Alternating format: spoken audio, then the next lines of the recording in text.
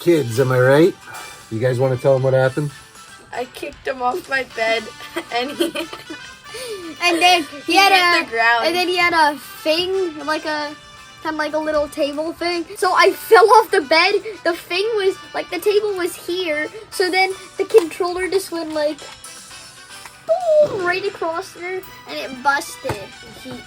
He did it. When we say busted, we mean busted. Yeah. So the rail came right off the controller, and now I cannot connect it to the side of the Nintendo Switch. I'll show you some unique, cool things about this controller still. This is the QRD controller. This got great reviews from me, and you know what? It's still a great functional controller, but these guys are gonna help me repair it. Let's go check that out. One unique thing with this controller is, again, that USB port. I was able to keep this controller charged, which is great because I can still use it as a functional controller, even if I cannot connect it and charge it that way.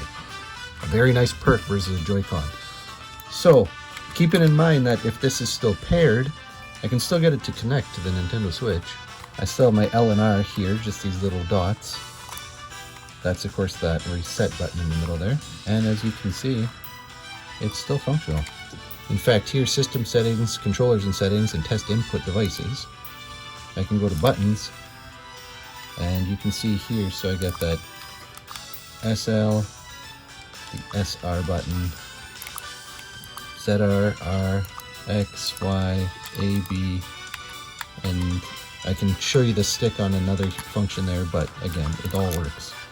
However, I cannot use this connected as a controller, and of course I cannot use it here in handheld mode. So we're going to try and get this rail connected.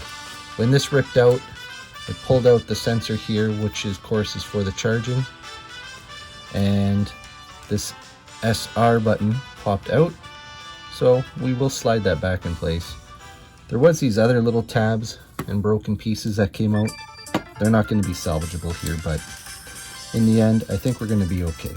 So those guys are going to help me put this back together since they broke it. Let's get into it. Okay, so first things first, with that SR button here, there's this little post. So I'm going to use just these little tweezers. I'm going to slide it in place.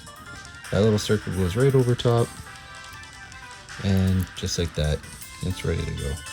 Now, let's go ahead and connect this. Pretty standard stuff. I actually did tweeze this already in to make sure it still works, and it did. It actually connected on rail. But what I'm going to do is we're going to open this controller up, and then we're going to connect it all in and reseat. Okay,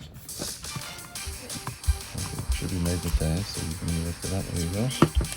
There, we're going to put it right there.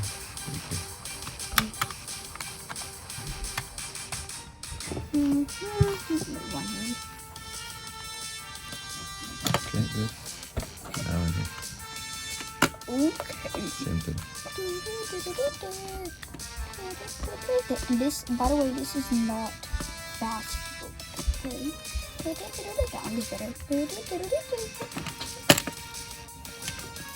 Okay, we've got it open. So here are the posts. This came out here.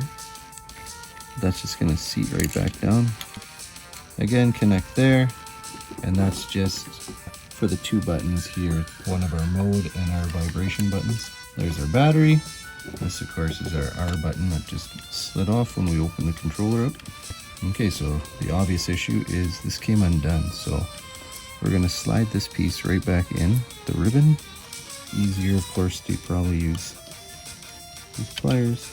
And this is where I get the boys to help me, but I'm going to do this just to make sure that we don't have any stripping of this or anything.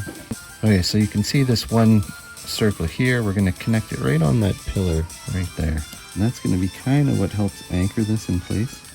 And what we got to do, of course, is align. We've got that reset button, the SL and the SR, and they've got to go over top of those three buttons there. There we go, got that clipped in. All right, so at this in place again, this should feel clicky. The buttons are clicky. You can feel them underneath. And when I go to trigger it, you can see the lights lighting up here.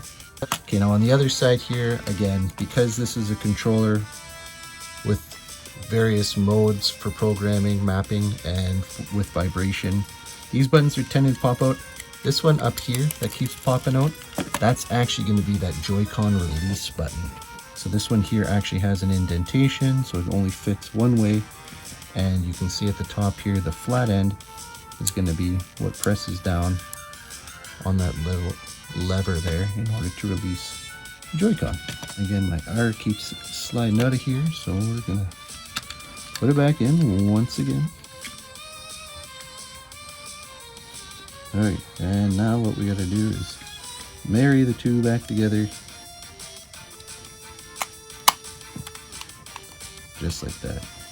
And I should be able to, I'm going to press on it. If you can see a little lever going again for the Joy-Con release. These should also feel clicky, feeling the button underneath them. Okay, again, just hit the buttons there just to try and get it started up before we even zip it back up. Great. Now, one last check here. Let's see if it actually switches before we get it. Look at that. I'm going to push that release on the back. We're going to try it one more time. Great. We see that. So we know with that animation, it's making contact, everything's connected properly. We should be good to go. Let's put it back together.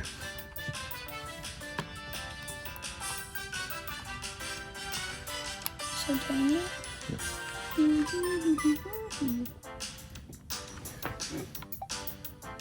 Alright, and when we check right at the home, again, you can see it looks and functions just like a regular set of Joy-Cons again. With this fully functional again, I can actually even now clip it back in and use it again like a regular controller. And again, navigate around my switch. So we did it. ZR plus YXVA. Again, we are all there. Alright, and just like that, my little helpers here managed to get this back online. What did you guys think? Was that terribly difficult to do? No. No. No? See, look, it works. This is the broken controller, right? This is the. See, look at the Nintendo. Not bad. We fixed it. Did you guys learn anything? Uh, Did you learn to not break Dad's stuff? Maybe.